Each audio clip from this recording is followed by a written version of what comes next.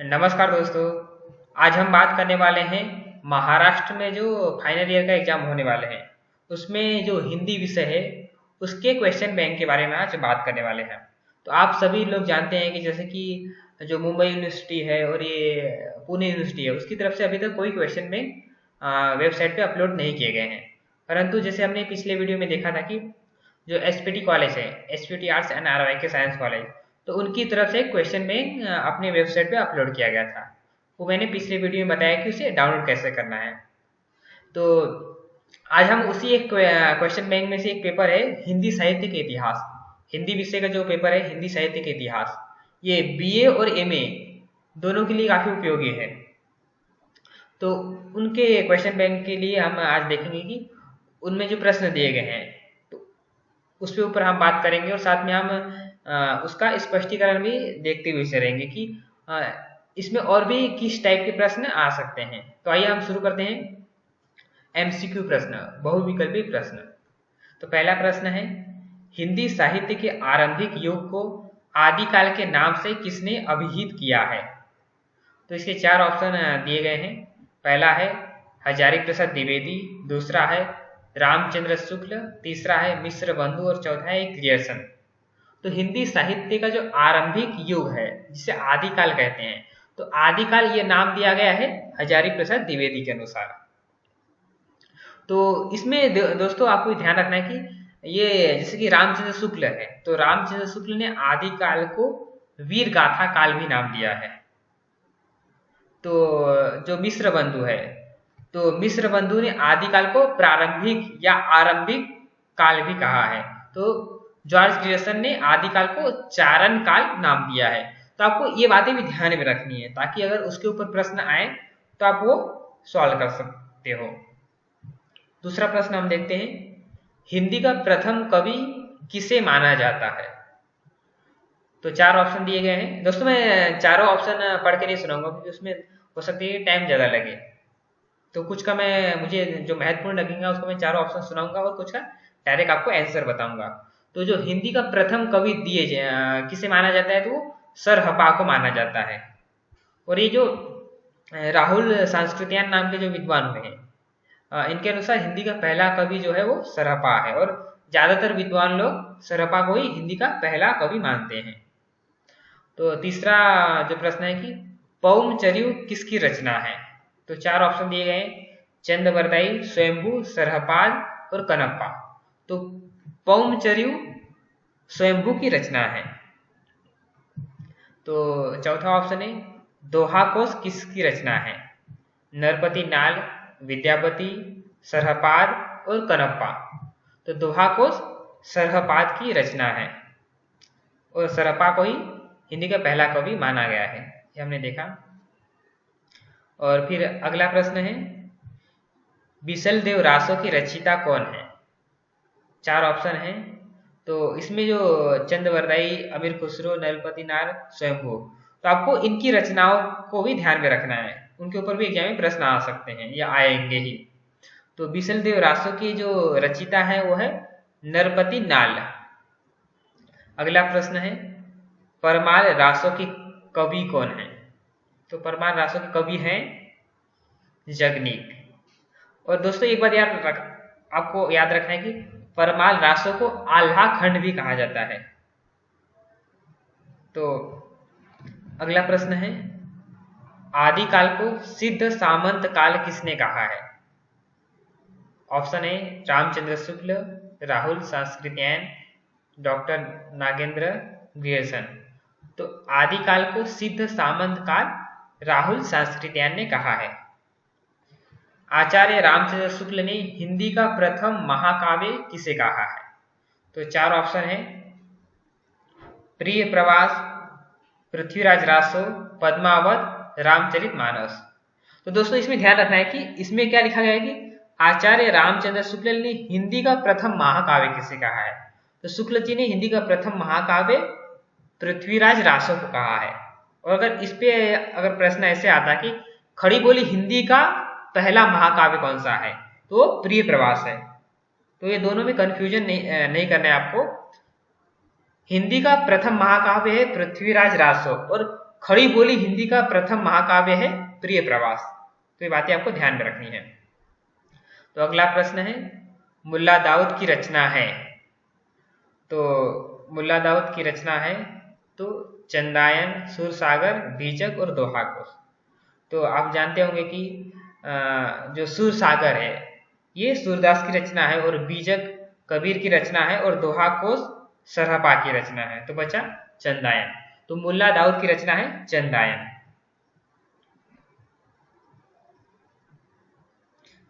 आगे है, कबीर किस काव्य धारा के कवि हैं। तो आप जानते होंगे कि कबीर जो है वो निर्गुण काव्य धारा के कवि हैं। तो इसमें हम देखते हैं जो सगुन काव्य धारा है, तो सगुन में जो कृष्ण काव्य धारा और जो राम काव्य धारा, तो उसमें जो सगुन में आएंगे तुलसीदास और सूरदास, निर्गुण में आएंगे कबीर और जायसी। तो पुष्टि मार्ग ये जो कृष्ण भक्ति शाखा है उससे संबंधित है। ये बातें आपको ध्यान में रखनी है। आगे हम देखते हैं भ्रमर गीत सार किसकी रचना है, कबीर, जायसी, तुलसीदास या सूरदास। तो भ्रमर गीत सार ये सूरदास की रचना है। तुलसीदास ने किस महाकाव्य की रचना की है, रामायण, महाभारत, रामचरितमानस या पद्मावत। तो आप लोग जानते होंगे कि तुलसीदास का जो महाकाव्य है रामचरितमानस। अगला प्रश्न है, बीजक के रचयिता कौन है, कबीर, ये जामसी है, तो ये जामसी नहीं है, जायसी है, रहीम और दादू। तो हमने जैसे कि अभी बात किया था कि बीजक जो है ये कबीर की रचना है। इसके 3 भाग है, साखी, सबद और रमैनी। साखी का अर्थ है साक्षी, और सबद का अर्थ है शब्द, और रमैनी का अर्थ है रामायण। ये बातें आपको ध्यान में रखनी है। और आपको ये भी आपको पता होगा कि कबीरदास पढ़े लिखे नहीं थे, इसलिए उनकी जो दोहे हैं, उनके जो काव्य है उसे संकलित करने का काम किसने किया था, वो धर्मदास ने। तो ये भी प्रश्न आ सकते हैं कि कबीरदास की रचनाओं को बीजक नाम से संकलित करने का काम किसने किया है, तो उनके जो शिष्य हुए हैं धर्मदास। तो धर्मदास ने कबीर के दोहों को संकलित करने का काम किया है बीजक नाम से, और इसके 3 भाग है, साखी, सबद, रमैनी। अगला प्रश्न है, निम्नलिखित में से कौन सी रचना जायसी की नहीं है। तो इसमें पूछा गया है कि जायसी की रचना कौन सी नहीं है। तो आप लोग जानते होंगे कि जायसी की 3 रचना है। पहला है पद्मावत, अखरावट और आखिरी कराम। तो जो चंदायन है ये जायसी की रचना नहीं है। चंदायन जो है वो मुल्ला दाऊद की रचना है, जो हमने पहले देखा। अगला प्रश्न है, पुष्टि मार्ग का जहाज किसे कहा जाता है। तो ऑप्शन है सूरदास, तुलसीदास, केशवदास और जायसी। तो पुष्टि मार्ग का जहाज कहा जाता है सूरदास को। अगला प्रश्न है, रामचरितमानस में कितने खंड है। तो आप लोग जानते होंगे कि रामचरितमानस में 7 कांड है, जिसे खंड भी कहा जाता है। तो अगला प्रश्न है, हिंदी का प्रमुख नीति कवि किसे माना जाता है। ऑप्शन है बिहारी, रसखान, रहीम और घन आनंद। तो हिंदी का जो प्रथम और जो प्रमुख नीति कवि है वो रहीम को माना जाता है। अगला प्रश्न है, हनुमान बाहु किसकी रचना है। ऑप्शन है जायसी, कबीर, रसखान, तुलसीदास। तो हनुमान बाहु ये तुलसीदास की रचना है। अगला प्रश्न है, सूरदास के रचिता, माफ कीजिए, सूरसागर के रचिता कौन है। तो सूरसागर के रचिता जो है वो सूरदास है। दोस्तों आपको ये बातें ध्यान में रखनी कि जितने भी प्रमुख कवि आपके सिलेबस में दिए गए उनकी एक एक जो प्रमुख रचनाएं हैं वो आपको ध्यान में रखनी है, क्योंकि आप देखोगे तो उन्हीं पे घुमा फिरा के प्रश्न पूछे गए हैं और एग्जाम में भी उन्हीं के ऊपर प्रश्न आएंगे। जैसे कि बिहारी की कौन सी सही रचना है, तो बिहारी सही। मुल्ला दाऊद की रचना कौन सा है, तो चंदायन। जायसी की रचना कौन सी है, तो पद्मावत। यानी कि या तो ऐसे पूछ ले कि पद्मावत किसकी रचना है, तो जायसी। चंदायन किसकी रचना है, तो मुल्ला दाऊद। बिहारी सही किसकी है, तो बिहारी की। फिर सूरसागर किसका है, तो सूरदास का। तो प्रश्न घुमा फिरा के पूछ सकते हैं, पर उसका आंसर आपको पता रहना चाहिए। तो अगर आप इस हिसाब से तैयारी करोगे तो आपके एक भी प्रश्न गलत नहीं होंगे। तो आगे हम देखते हैं, मृगावती के रचनाकार हैं। ऑप्शन है मुल्ला दाऊद, जायसी, कुतुबन, रसखान। तो मृगावती के जो रचनाकार हैं वो है कुतुबन। अगला प्रश्न है, शुद्धाद्वैतवाद का संबंध किस हिंदी काव्यधारा से संबंधित है। तो ऑप्शन है प्रेम मार्गी शाखा, ज्ञान मार्गी शाखा, कृष्ण भक्ति शाखा और राम भक्ति शाखा। तो जो शुद्धाद्वैतवाद है इसका संबंध कृष्ण भक्ति शाखा से है। ये बातें आपको ध्यान में रखनी है। अगला प्रश्न है, भक्तमाल के रचिता हैं नंददास, नाभादास, ईश्वरदास और अग्रदास। तो जो भक्तमाल के रचिता है वो है नाभादास। अगला प्रश्न है, निम्नलिखित में से ईश्वरदास की रचना कौन सी है। तो ईश्वरदास की रचना हम देखते हैं, तो जिसमें ऑप्शन है कवि प्रिया, अष्टयाम, कुंडलिया और भरत मिलाप। तो ईश्वरदास की जो रचना है वो है भरत मिलाप। जो सत्यवती कथा है और अंगद पैज, ये तीनों रचना ईश्वरदास की है। सत्यवती कथा, अंगद पैज और भरत मिलाप। अगला प्रश्न है, रास पंचाध्यायी किसकी रचना है। ऑप्शन है हित हरिवंश, नंददास, मीराबाई और रसखान। तो रास पंचाध्यायी किसकी रचना है, तो नंददास की रचना है। अगला प्रश्न है, निम्न में से एक मीराबाई की रचना नहीं है। गीत गोविंद, ये इसमें प्रिंटिंग मिस्टेक है। तो राग सोरठ का पद, राग गोविंद और पद्मावत। तो आप जानते होंगे कि जो पद्मावत है वो जायसी की रचना है, तो इसलिए ये मीरा की रचना नहीं हो सकती। तो इसका ऑप्शन सही ऑप्शन है मीराबाई की रचना नहीं है, तो पद्मावत नहीं है। अगला प्रश्न है, रसखान की रचना का नाम है सुजान रसखान, कवित्त, अष्टयाम, कर्पूर मंजरी। तो रसखान की रचना का नाम है सुजान रसखान। आप लोग जानते होंगे कि जो रसखान है ये कृष्ण जो भक्त कवि हैं उनमें आते हैं। तो अगला प्रश्न है, उत्तर मध्यकाल को आचार्य रामचंद्र शुक्ल ने क्या नाम दिया है। स्वर्णकाल, ऑप्शन है स्वर्णकाल, आदिकाल, रीतिकाल और भक्तिकाल। तो आप लोग जानते होंगे कि जो आचार्य रामचंद्र शुक्ल का काल विभाजन है, जिसमें हम देखते हैं कि उन्होंने हिंदी साहित्य के इतिहास को 4 कालों में बांटा है। पहला है आदिकाल, जिसे उन्होंने वीर गाथा काल भी कहा है।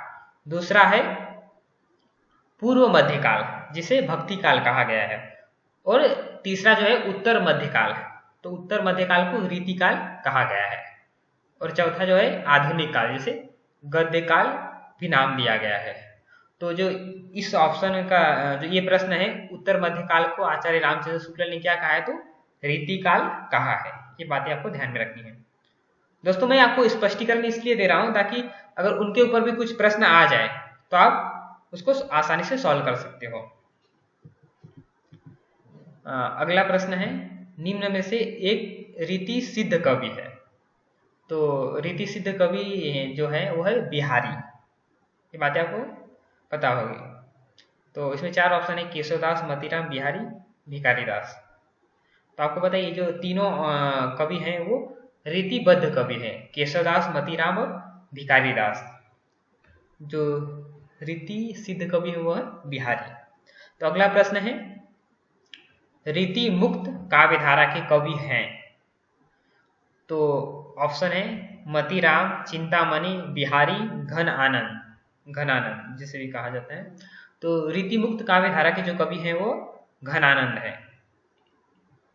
तो अगला प्रश्न है, रीतिकाल के किस कवि ने वीर रस प्रधान रचनाएं लिखी है।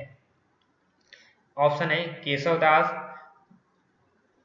जगनीक, ये जगतीक नहीं है, यहाँ पर फिर से प्रिंटिंग मिस्टेक हुआ है, तो वास्तविक नाम उनका है जगनीक।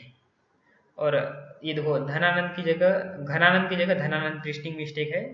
और भूषण, तो रीतिकाल के किस कवि ने वीर रस प्रधान रचनाएं लिखी है? तो भूषण ने वीर रस प्रधान रचनाएं लिखी है। अगला प्रश्न है, विश्वनाथ प्रसाद मिश्र ने रीतिकाल को कौन सा नाम दिया है? ऑप्शन है श्रृंगार काल, अलंकृत काल, रीतिकाल और कला काल। तो जो विश्वनाथ प्रसाद मिश्र है उन्होंने रीतिकाल के लिए श्रृंगार काल नाम दिया है। तो ऑप्शन जो सही ऑप्शन है वो श्रृंगार काल।